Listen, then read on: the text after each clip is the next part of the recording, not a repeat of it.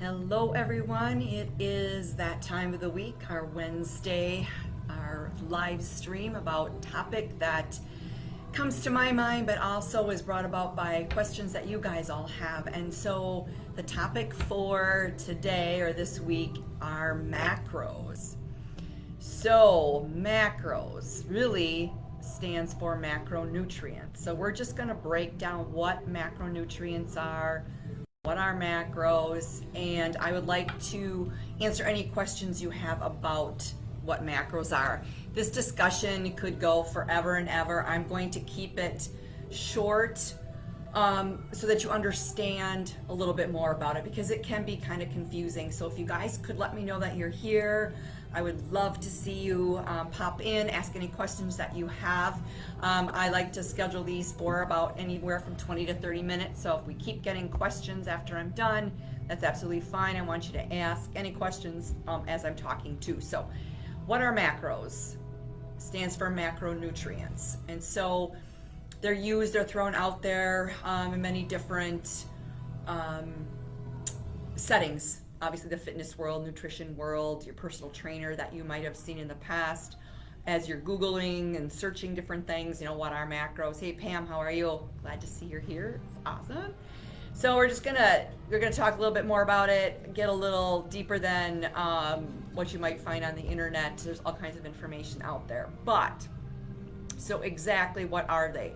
So plain and simple, this is very, very simple. You just got to wrap your head around it. There are the three categories of nutrients that you eat most, and they also are going to give you the most energy. And those are protein. So those would be like your meats or beans, and legumes. Yogurt has protein, so made up of amino acids, right? So protein mainly you attribute to meat, beef, chicken, turkey, bison, elk, pork. There's all kinds of different meats or proteins, right? Carbohydrates. So that is another macronutrient. Again, there's three categories of nutrients that will give you the most energy. We just talked about protein. The second one are carbohydrates. So carbohydrates they're good carbohydrates and bad carbohydrates, right? Hey, Christy. And so your good carbohydrates, that's what's going to give you the most energy, would be, and it's associated with sugar, right? And we'll talk a little bit about that. But carbohydrates, your good carbohydrates, what I call your low glycemic carbohydrates. So they bring your blood sugar up, but they do it in a nice, slow, and steady way.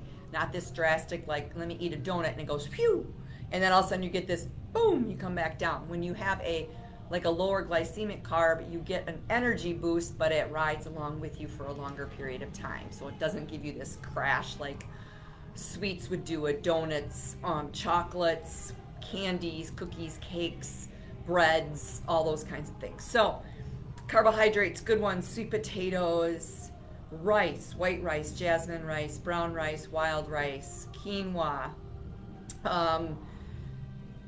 little red potatoes, even white potatoes. And again, a lot of this is in moderation, right? Carbohydrates are found in vegetables. Not a lot, but they are found in vegetables. Fruits are your carbohydrates: apples, bananas, berries, on and on. So fruits are carbohydrates. Bad carb, and those are good carbohydrates, like the lower glycemic. Now some of your fruits are a little bit higher glycemic, and they're natural sugar, they're not added sugar, like your processed breads or candy and donuts and cakes and cookies and pies and all those really tasty things. So those are like the not so good carbohydrates. Yes, they give you energy, but they have a lot of sugar in them. And that turns to fat if you don't use it, right? And you can have a lot of insulin problems, and it affects your pancreas, which is the organ that secretes the insulin. So there's a lot of things that can happen when you eat too many bad carbs. The fat usually sticks around, right? Because it's really much more difficult to get rid of. And it causes a lot of inflammation in our bodies, sugar does. They're doing a lot of research in sugar content and eating so much sugar that may contribute to cancer cells and development that way. Not necessarily a cause of cancer, but it certainly doesn't help it, right? The other nutrient that is a macronutrient are your fats. So fats, healthy fats, so avocados, nuts,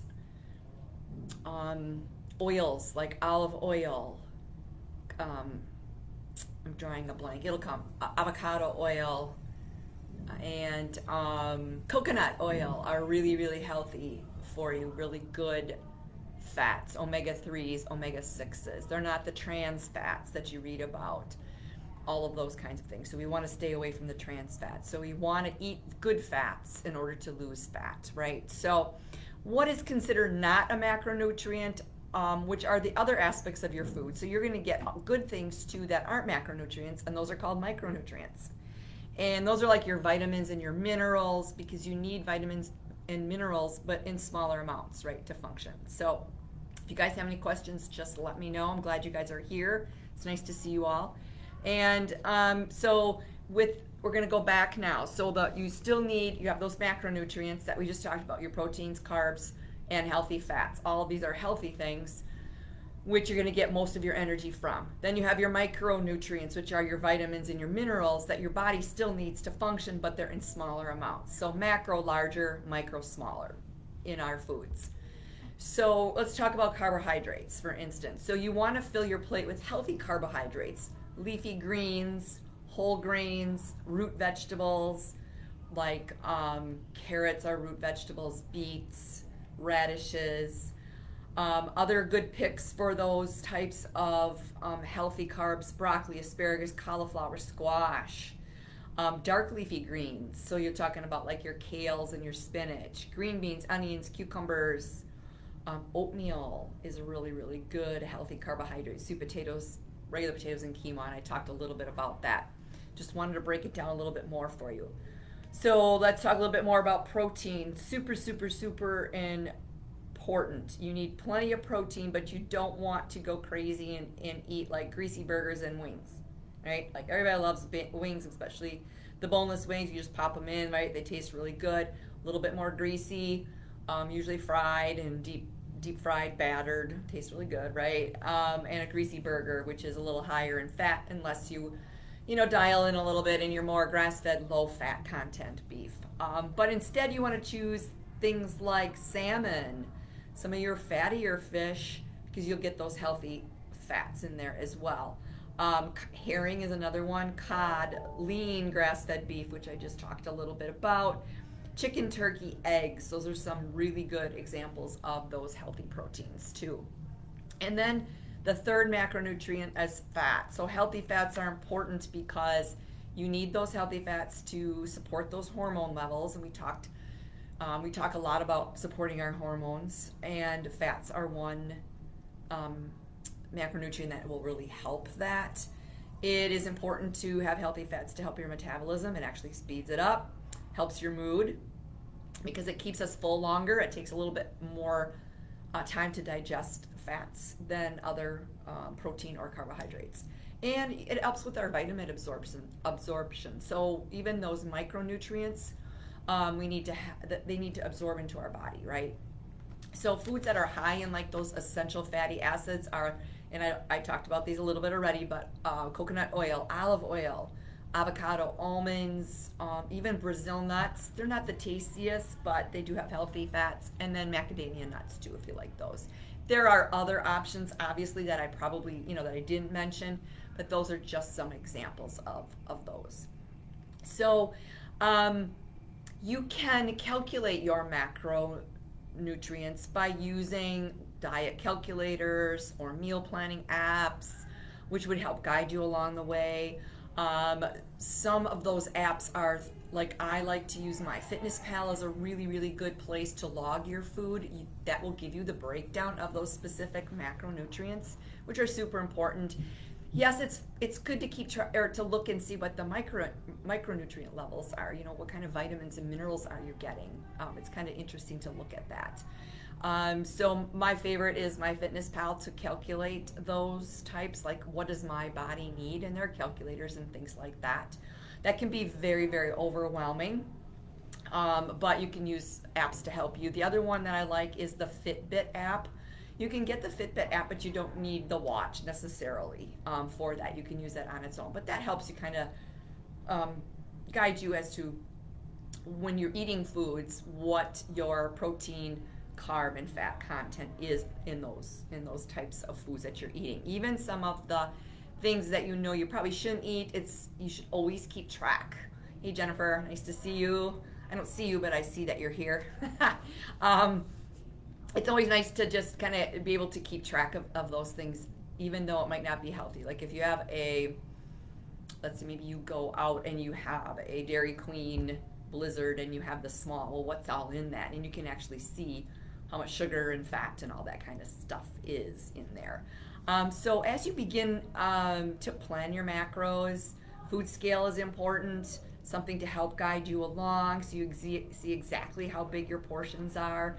And then as you use that food scale, you get really good at kind of eyeballing your favorite foods, and you'll know exactly what to put into your tracking app. Macronutrient ratios can be really tricky though. And so what I recommend is, yes, you can use those apps, but it's really important that you work with somebody to help you guide along and help you understand what that is for your body. You know, what is that calculation? What do I need to eat or not eat? How many calories do I need to eat? What should I be getting with my protein, my fats, and my carbohydrates, right? Hey, Kofia, nice to see you. I hope I said that right. I'm glad you joined us. If you have any questions, guys, just put it in the comments and I will get to your questions. So those can be kind of tricky, but there are some guidelines to make sure that you're getting the right nutrition. Generally for adults, which we all are, 19 years or older, there's a recommended breakdown. Now, everybody's a little bit different depending on your goals. It depends on how much you weigh, how much do you want to weigh, where do you see yourself, you know, what body type are you, and all of that. But the macronutrient breakdown recommendation is that you get 45 to 65% of your calories from your carbohydrates. And so you're going to say, well, what about all these low carb diets? The low carb diets will help you lose weight. Unfortunately, I feel, based on my experience, that low carb diets and nutrition is not sustainable for the rest of your life, because you ultimately will crash. You will ultimately get off track and eat things that you shouldn't, and you will continue down that path. And then the weight that you did lose, which you will, it will come back, right? So 45 to 60% of your calories should be from carbohydrates, 10 to 35% of your calories should be from proteins, and 20 to 35% from fats. But remember, there's a wide range that covers people with a variety of different activity levels. So that's another thing that we look at. So we look at your height, your weight, your sex. We look at your age. We look at what is your activity level, what is your body type, and ultimately your goals, and base that on those macros. Then are based on your body and your body type, not just like a one size fits all. Hey Angelina, how are you? Nice to see you all here. And we have Kelly Fisher joining us. Great. Let me know if you guys have any questions. I know this is a huge topic. We probably should have more parts to it, but this is just to get you started. So there are different ratios for men and women. So there is a little evidence that suggests that women need a lower ratio of carbohydrates than most men do, but and some of it has to do with their hormones and their age, right? Because our hormones do come down as we get older. But regardless of you're male or female, when you're on watching your macros, we need to adjust those ratios every now and then. So again, it's really a good idea to work with someone or have someone guiding you along this process to help you set it up, also to hold you accountable to it, because sometimes it's not always easy, and there's this wide range of where certain percentages are going to work best for you depending on what your goals are. So so there are some guiding principles when you're using specific macros. So if you're hungry, it's super important we add more protein, right? Because that is what's going to keep you full. It takes a lot more energy to use up that protein. Fiber is also filling, so we look at your fiber content as well. If you're tired, we want to add more veggies to ensure that you're getting a lot of energy. So we have to be careful those too with the veggies, because the fibrous veggies give you more energy but can also cause bloating and inflammation, such as cauliflower and broccoli and Brussels sprouts and those kinds of things. So we just watch that a little bit. Some people it causes that, some people it doesn't. If you're trying to lose weight, we can adjust your carbohydrates intake, especially at night. And I know some of you that are working with me, we already do that. We lower that at night. Or if you are getting to the point where you're eating later at night based on personal things going on, we ask that you eat those carbs earlier in the day and not at night. So it just depends on your lifestyle. Again, everybody's a little bit different. So some of these recommendations and things that I talk about is not absolute for everybody, right? So it takes just a little finagling once in a while. So if you're having sugar cravings, which most of us do, right? So it's really important that you learn how to balance that blood sugar level, and we do that with protein and fiber, and we take away as much added sugar as possible. Obviously your fruits, we can't do anything with that sugar, but you don't want processed foods if at all possible, because you will find that sugar is added to that. You don't want to add sugar, cereal with sugar on it like when we were kids, right? We just don't do that anymore. Sugar causes inflammation. It will prevent you from getting results. It will prevent you from losing weight if you do it on a consistent basis. Also, sometimes what happens is you lose weight too fast, and so we add a little bit more carbs, maybe just even a couple more bites, right? It's like a sweet potato or some oatmeal or some squash, and we might add that a little bit more to just one meal a day, typically like your lunchtime meal. If you're losing muscle mass, we need to add more protein, so that's a little bit more protein, and maybe adding some more strength training. So as you can see, it's not always just this easy thing. We can understand what macros are. It's proteins, carbs, and fats, but what does that mean for you individually, right? I'm going to stop here for a question. Do the macro trackers cost? There's no cost to MyFitnessPal or the Fitbit app. MyFitnessPal, you know, with anything, right? There's always a premium, so you can get a premium for MyFitnessPal. It's not very expensive, but you don't need it. The Fitbit app, again, it's free unless you want some premium things to it, but absolutely not necessary. So those are the two I recommend. There's a ton of them out there. I'm sure there's costs for premiums or advanced settings or whatever it might be. So great question, Michelle. Thank you for that. So lots of different pieces to that. So again, you need a little trial and error when you're counting macros to adjust to your specific body type, your lifestyle, your goals. Hopefully this all makes sense.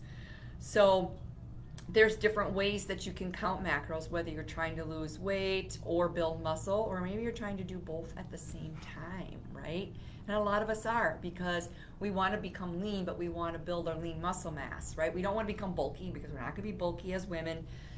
You never will be bulky as a woman unless you take steroids. So hopefully you heard that. And I know that's a little bit off topic, but anyway, so if you're counting macros for weight loss, you want to make sure that you're cutting macros in a way that you're also decreasing your calories, right? So there's a way to do that. And again, you can get help with your MyFitnessPal and things like that. And you need to adjust accordingly. So if you're super, super active, you may need more carbs. You may need a lot more carbs when you exercise 5 days a week. So with some of you, you're getting about 130 to 150 carbs per day because you exercise 5 days a week or more, right? Because you have to have that energy. Danielle, you bought a macro scale and just got so confused. It can be very confusing because first of all, you have to figure out what you need. And then you can probably set the scale to fit your needs. So let's say you are needing 130 grams of protein. I believe you can set that scale to that. So if you don't know what you need, it's very, very confusing. So it's knowing what macros are is not the confusing part. It's how do you adjust them, how do you meet them, all of that. So that's where MyFitnessPal is helpful, but honestly, it's nice to have a guidance, like personal guidance as well. So, and oh yeah, a Facebook page. A macro Facebook page and calculation change. Yes, exactly. Yes. macro diet, like meal planning tips. So this is super important because in order to stick to macros and your calories, you have to plan ahead, right? So, and the reason why you plan ahead is because you feel confident that you have some food to eat. You're not going to get caught off guard, and you want to make sure you reach the goals for that day. So, I recommend always 3 meals and 2 snacks. Sometimes it's not conducive to your lifestyle, so we do work around that. So when you think about 3 meals and 2 snacks, that's 21 meals and 14 snacks per week. And if you could eat every 3.5 to 4 hours or every 2.5 to 3 hours, depending on your day, depending on when you start your day and your lifestyle, it will keep your blood sugar nice and steady. It will help prevent you from getting hungry, because if you're anything like me and you don't have something, because it happens to me too, that blood sugar drops and then you're more likely to cheat and you're starving and you will put anything in your mouth that is not strapped down, bolted to the ground, right? Because that's what that low blood sugar does. You're just like, oh my gosh, I can't do this. My heart's beating, you're feeling lightheaded, all of that kind of stuff. And you want to choose whole foods when you're doing your planning ahead, right? So lean proteins, and keep dairy products and sugars to a minimum to avoid those empty calories.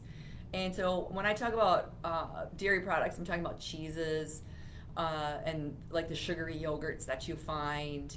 Eggs is not in, I mean, even though it's considered dairy, it's really not. It's an egg, it's not, it's not dairy. So cheese can be empty calorie, right? It has some fats. It's okay to sprinkle a little bit on and account for it in your MyFitnessPal. But it does have a lot of calories, and you have to be really careful with that. So, and sugar is the empty calories. No, that's really the empty calories, right? So if you can go eat 1,600 calories at Chick-fil-A for one meal, you can eat that, but then you should not eat the rest of the day. And you're going to be hungry because about an hour after you eat that, because they are empty calories, you will be hungry. So, so considering all of this in trying to plan ahead and knowing what your macros are, true, Jody, better late than never. Sometimes you just have to get it in because your body needs it. So that's a good statement too. And that's based individually as well. So you also have to consider a couple things too when you're working with macros. And everybody can do this. This is not hard. It's just preparation, right? And it's a learning process. So time. So you have to have some time, right? And you plan that time to prepare your meals. It is worth it, I can tell you that, because it might not feel good when you first start because it's not a habit. But once it becomes a habit, it doesn't take any time at all. Like for me, it's an hour, maybe an hour and a half, depending on what I'm planning on a Sunday or a Wednesday or something. Sometime that works for me. Buy in prep in bulk. You can make oatmeal, overnight oats. You can make big pot of brown rice. You can make a whole bunch of fish in a pan that's going to last you a couple days from the oven. You can make you can cut up all your vegetables ahead of time. You can like I'll put chicken breasts in a bag, like a Ziploc bag, and I get them all like prepped with my oil and my seasoning, and I use them the next day or the 2 days later, and I put them in an air fryer or I put them on the grill or whatever. There's all those kinds of things. So definitely prep ahead, but you also have to consider the time, and once it becomes a habit, it goes pretty quick. Sometimes, I mean, when you do go out, because we don't live under a rock, we need to live our life, right? So you can find those really good restaurants, look ahead at their menu and plan accordingly. Put it in your MyFitnessPal so you have that all ready to go. So just be prepared. The second consideration is budget, right? But it's a myth that junk food costs less than healthy food. You can buy things that aren't going to cost a fortune, because I can tell you, if you go and buy prepackaged foods and frozen prepackaged meals, it's going to cost you a lot more, not only in your pocketbook, but in your body. So think about that. Definitely think about that. It's not going to cost you a fortune at all, because if you buy in bulk too, you're going to save some money. Yep. Danielle, I've seen so many great healthy results from people who stick with counting macros in a short, absolutely. Get to know your grocery store, right? So know where the healthy foods are, you know where things are. You can just scroll to those or push your cart to those areas, boom, boom, boom, stay out of the inside areas. Obviously, you're going to find your rice and stuff in there. Use coupons. You can use, a lot of stores are offering discounts on certain things. Take advantage of that. So stay away from the mostly packaged and processed foods. All right, eat out less. When you prepare foods yourself, you know exactly what's in them. You can adjust to meet your goals. You can measure it, and you're likely to spend less money because when you go out to eat, you tend to have a glass of wine or two or more. Not to say that you shouldn't do that. I want you guys to be able to live your life, right? So 80% you stick to what you got going on as far as your macros.